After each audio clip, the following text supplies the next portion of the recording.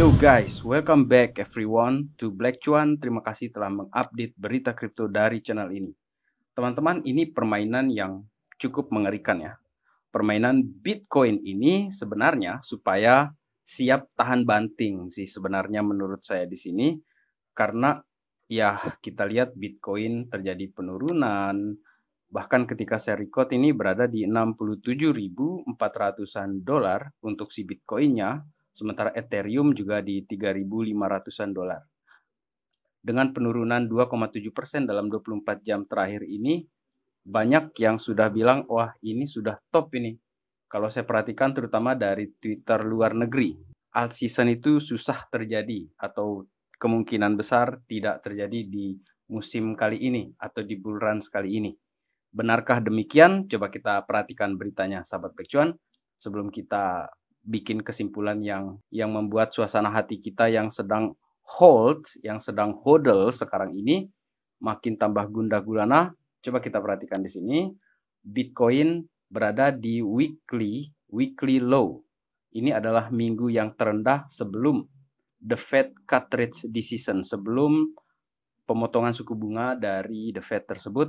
Apakah ini akan more pain ahead? Teman-teman, ini adalah kejadian yang unik dan langka. Seperti diberitakan oleh Willy Woo, ini rares, ini jarang terjadi. Karena biasanya ini untuk pergerakan dari hash rate Bitcoin yang sudah posisinya kayak harus rebound, ini malah dia nggak jadi rebound dan malah dia steady di sini kan. Oleh karena itu dia menyatakan bahwa di halving kali ini atau pasca halving kali ini kayaknya para miners yang lemah, artinya mungkin miners yang belum sempat upgrade peralatan, kemudian dia ini dikejar oleh uang operasional, secara agak kejam ya. Miners yang lemah ini akan habis barangnya karena dia jual, kemudian dia akan berhenti operasi, dan barulah setelah itu harga Bitcoin ini akan rebound kembali. Kemudian tidak lupa juga dia menyampaikan ya di sini bahwa akan terjadi semacam penghapusan dulu lah untuk open interest di future bets ini ya. Karena memang butuh likuidasi dulu sebelum pump besar itu terjadi, sahabat Black Cuan. Kemudian yang menakut-nakuti para retail juga di sini. Kenapa saya mengatakan yang menakut-nakuti? Ini kan saya posting di 2 video sebelum ini ketika hedge funds ya melakukan posisi short di Bitcoin di sini. Yang dalam hal ini saya mengartikan ini kayak sedang menakut-nakuti retail supaya dia keluar. Karena BlackRock ataupun inflow dari ETF ya, bahkan ketika saya record video kali ini pun, ini per 11 Juni, itu terjadi terus inflow yang masuk ke dalam Bitcoin ETF. Sementara kemampuan mining dari para miners itu tidak seimbang dengan pembelian ataupun demand dari ETF ini, spot Bitcoin ETF ini, untuk mengakumulasi terus Bitcoinnya. Jadi wajar di kolom komentar Black Cuan itu ada yang mengatakan berita ini kok positif dan Bitcoin hanya terkoreksi kurang lebih 2%, orang-orang sudah pada teriak ini sudah top market. Teman-teman, bagi kalian yang sudah berada di ekosistem ini semenjak bear market yang sudah kita lewati sebelumnya di 2022, itu lebih parah dari ini sih sebenarnya.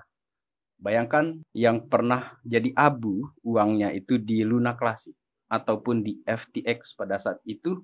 Jadi ini masih belum ada apa-apanya. Bukan artinya ini akan turun lebih dalam lagi. Enggak. Ini seperti mencari momentum untuk dia menjadi rebound gitu kan. Untuk mencari posisi dia akan memantul itu, sahabat Black Cuan, dalam hal ini. Dan kenapa saya menyatakan demikian? Karena ini adalah permainannya. Permainan para paus, para uang-uang besar di sini. Dan sisi positifnya adalah untuk para holders di sini akan siap tahan banting seperti yang saya katakan dari awal tadi itu. Karena seperti ini, sahabat Black Cuan. Untuk si Ethereum sendiri, meskipun di-approve spot ETF-nya dia, sejak tanggal 3 Juni saja di 2024 ini, sudah terjadi exit ya untuk si Ethereum ini. Dana yang keluar itu dari exchange itu 3 billions yang keluar dari si Ethereum ini persiapan untuk menyambut ETF. Akan tetapi secara harga si Ethereum itu tertekan, sahabat Black Cuan. Dia terjadi penurunan. Yang walaupun Bitcoin dan Ethereum itu di exchange sudah mulai terkuras sekarang ini. Dan inilah permainan jangka panjang dari para investor-investor kelas kakap di sini, kelas paus maksud saya di sini, atau institusi yang berbeda dengan si hedge fund tadi. Mungkin hedge fund tadi itu melakukan sorting itu ya untuk dapat keuntungan jangka pendeknya dia. Kita tidak tahu untuk jangka panjangnya dia seperti apa. Bisa jadi dia juga ada bagian dananya di BlackRock tersebut, sahabat Black Cuan. Kemudian apabila kita memperhatikan yang ditakutkan ini adalah mengenai hawkishnya Om Jerome Powell.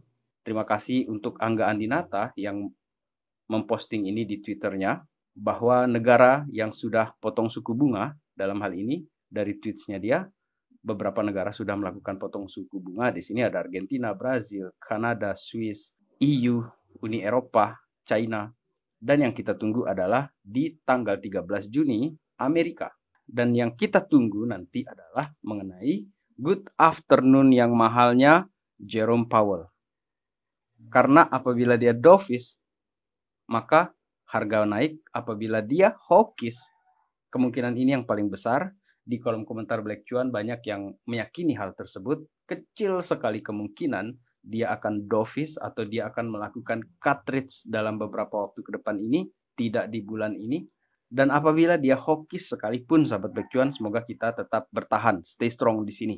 Dan untuk si Ethereum, saya ingin balik sedikit menyatakan bahwa sebenarnya yang terjadi sekarang ini kepada altcoins, baik itu Ethereum ya, yang meskipun ada ETF-nya, sahabat Black Cuan, sebenarnya ini kayak kebalikan dari yang terjadi pada umumnya di market crypto, buy the rumor, sell the news gitu kan.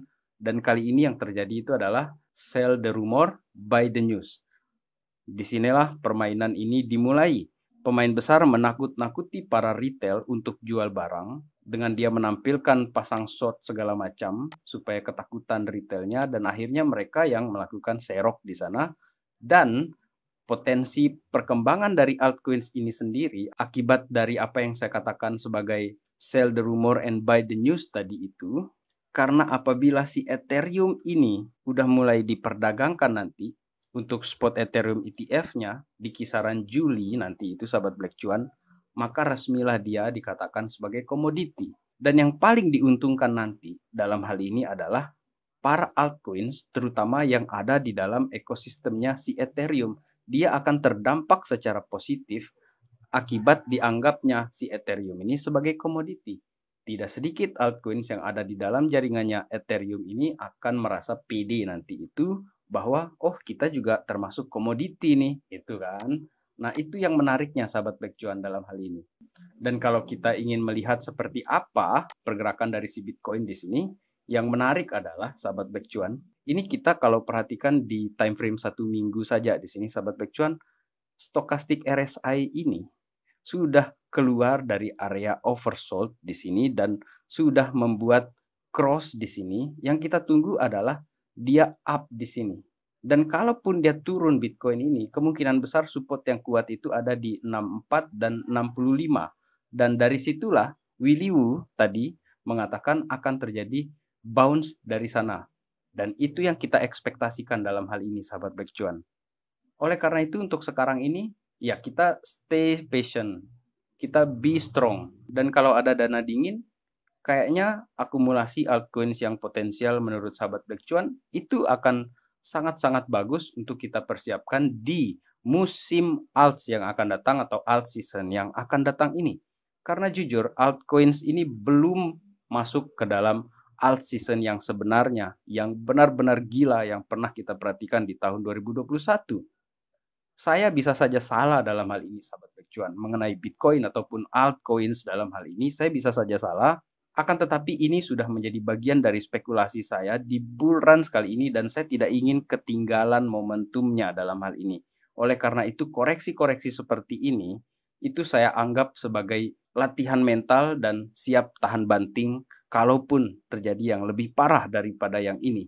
Dan menurut saya ini belum ada apa-apanya ketimbang yang terjadi di pasca bull run 2021 kemarin itu, sahabat Black Cuan. Dan menutup video kali ini, meskipun ini semacam cocok logi ya buat saya pribadi di sini, akan tetapi apa yang dikatakan oleh Mbah Zaid Signal Crypto di sini mengenai game tap-tap ini ada kemiripan memang, dan saya pun benar-benar mengingat hal ini. Dan ini benar terjadi, sahabat Black Cuan.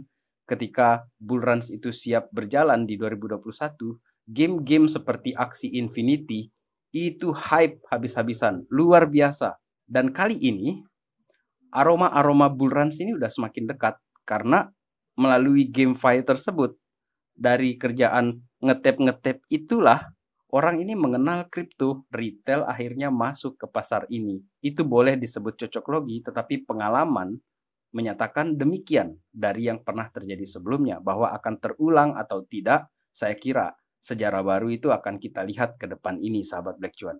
Dan semoga sahabat Black Cuan tetap tenang, tidak panik melihat perubahan harga seperti ini. Mari kita stay strong and let's enjoy the ride, guys. Stay hodl, stay hold. Terima kasih telah menonton. Salam Black Cuan. Peace, my friend.